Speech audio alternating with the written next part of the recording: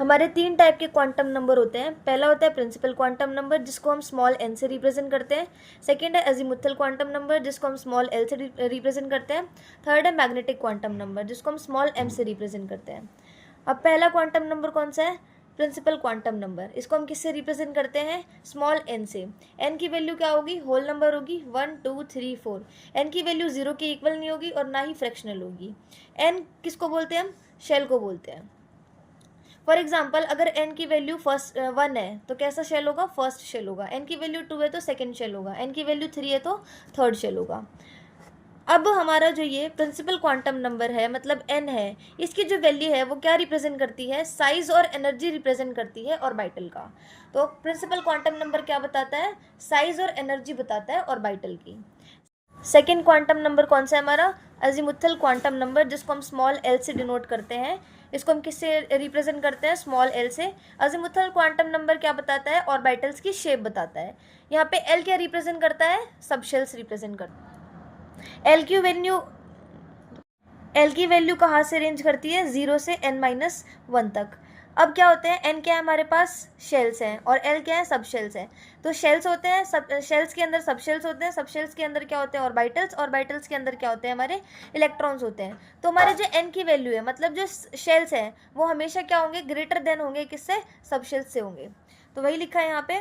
Maximum value of L max क्या है? n-1। For example हमें n की वैल्यू कितनी दी है? 5 दी है अगर, तो आपकी l की वैल्यू क्या होगी? n-1 होगी। तो 5 - 1 दैट इज 4। तो अगर n की वैल्यू 5 है तो l की वैल्यू कितनी होगी? 4 होगी। n हमेशा ग्रेटर देन होगा l से। अब है n is equals to 1 shell है अगर, तो l की वैल्यू कितनी होगी? 0 होगी, उससे कम होगी। हमने यहाँ पे n-1 लगाया है। 1 - 1 करेंगे तो 0 आ जाएगा। तो कौन सा सबशेल होगा? कितने सबशेल्स होंगे? फर्स्ट एक ही सबशेल होगा। अगर अब n की वैल्यू 2 है तो l कितने होंगे? 0 और 1 हो सकता है। तो मतलब कितने सबशेल्स होंगे? 2 सबशेल्स होंगे।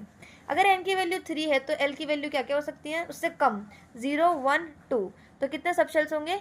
3 सबशेल्स होंगे। अब क्या बोला है? Number of subshells in any shell is equals to n। मतलब जो आपकी l की वैल्यू होगी वो हमेशा n की वैल्यू के इक्वल होगी।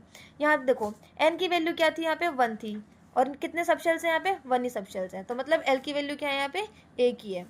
यहाँ पे n कितने थे? 2 हैं और कितने ही सबशेल्स हैं? यहाँ पे 2 ही हैं। तो l की वैल्यू भी कितनी है हमारी? 2 है और n की वैल्यू भी कितनी है? 2 है। n की वैल्यू 3 है तो l की वैल्यू भी कितनी होगी? 3 होगी। तो ये सेंटेंस यही कहता है कि number of subshell in any shell is equals to n। अब हम l की वैल्यू देखेंगे। अगर l की वैल्यू 0 होगी तो कौन सा सबशेल होगा? s होगा।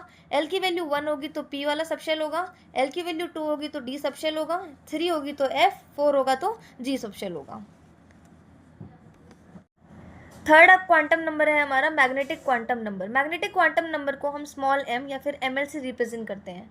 मैग्नेटिक क्वांटम नंबर क्या बताता है? ऑर्बिटल्स की ओरिएंटेशन बताता है। फिर आती है हमारी वैल्यू ऑफ m। m की वैल्यू कहाँ से कहाँ लाई करती है? -l से +l लाई करती है या फिर +l से -l लाई करती है। जो m की वैल्यू होगी वो हमेशा लेस देन और इक्वल्स टू होगी l के। अब आते हैं number of orbitals. Value of m for a given value of l is 2l + 1। मतलब अगर हमें l की वैल्यू गिवन है तो अगर हमें m की वैल्यू निकालनी है तो उसका फॉर्मूला क्या होगा? 2l + 1। अगर हमें n की वैल्यू गिवन है और हमें m की वैल्यू निकालनी है तो उसका फॉर्मूला क्या होगा? n²। अब पहला है हमारा l की वैल्यू 0। l की वैल्यू 0 कब होती है? कौन से सबशेल में? s वाले के अंदर। तो इसमें m की वैल्यू हमारी -l से +l लाई करती है तो हमारी m की वैल्यू कितनी होगी? 0 होगी। सेकेंड आता है अगर l की वैल्यू 1 है तो कौन सा सबशेल है? p वाला है। इसके अंदर -l से +l होती है, -l to +l होती है और l की वैल्यू क्या है? 1 है। तो यहाँ के m की वैल्यू क्या होगी? यहाँ पे -1 0 और +1। यहाँ पे 0 वाले का क्या होगा? pz होगा। 0 वाला क्या होगा? pz होगा। और px और py -1 और +1 में से कोई भी हो सकता है। थर्ड हमारा l की वैल्यू अगर 2 है तो कौन सा सबशेल होगा? d वाला होगा। यहाँ पे भी -l से +l होगी रेंज। तो m की वैल्यू -2 -1 0 1 2 ये होगी। 0 वाला कौन सा होगा? dz² होगा। +-1 वाला कौन सा होगा? dyz dxy। और +-2 वाला कौन सा होगा? dx² - y² and dxz।